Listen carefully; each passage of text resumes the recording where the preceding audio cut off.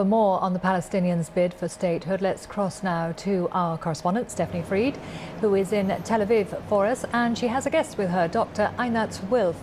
She's a member of the Foreign Affairs and Defence Committee of Israel. Over to you now, Stephanie. Thank you. And yes, I'm joined by Dr. Einat Wilf, a member of Israel's parliament and of the Foreign Affairs and Defence Committee. Thank you for joining us, Dr. Wilf. Thank you. Dr. Wilf, yesterday in President Obama's speech, there was heavy linkage between Israel's security and this bid for Palestinian statehood. First, can you explain that linkage and also tell us how relevant is that?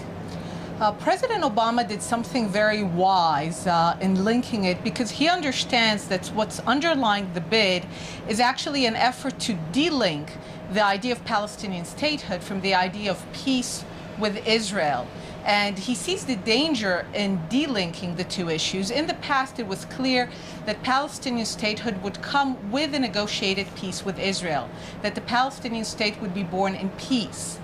And now the UN bid represents a potentially dangerous new phase where the establishment of a Palestinian state has nothing to do with Israel and any security guarantees and even peace and making peace with Israel. So this is a state that is born not of agreement to have peace with Israel.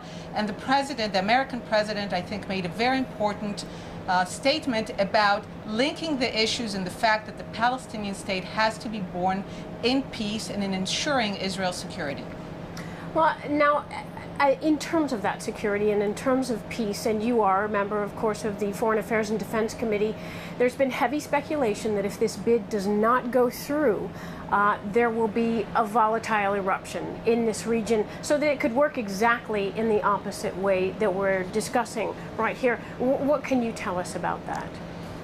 The potential for violence, for volatility is always there, and in many ways, as some of the cartoons today refer to it, it could happen either way, with the bid or without the bid, if it succeeds and if it fails.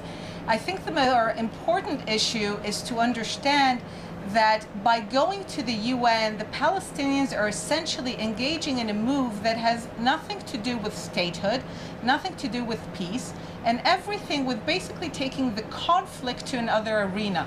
It's changing the nature of conflict with Israel, it's changing the nature of conflict against Zionism, and the Palestinians have actually made a strategic decision to go for a non-violent mode of conflict.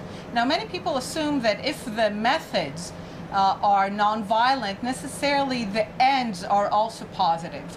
But you could have a violent struggle for a very noble cause, and you can also have a non-violent struggle for an ignoble cause. So I think we need to understand that well-meaning nations that think that by voting with the Palestinians, they're supporting the idea of Palestinian statehood and peace, they would be doing nothing of the kind.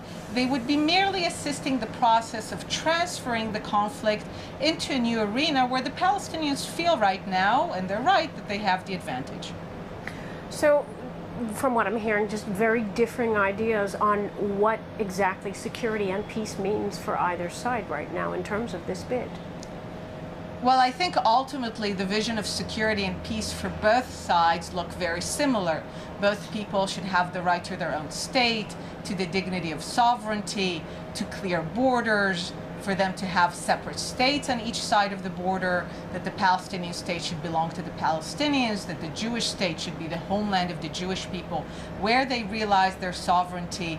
But the way of achieving that, and the American president is absolutely right, is through negotiations. It's not pleasant, it's hard, it's frustrating, but in order to get a real rather than a virtual state, the Palestinians have no choice but to negotiate with Israel.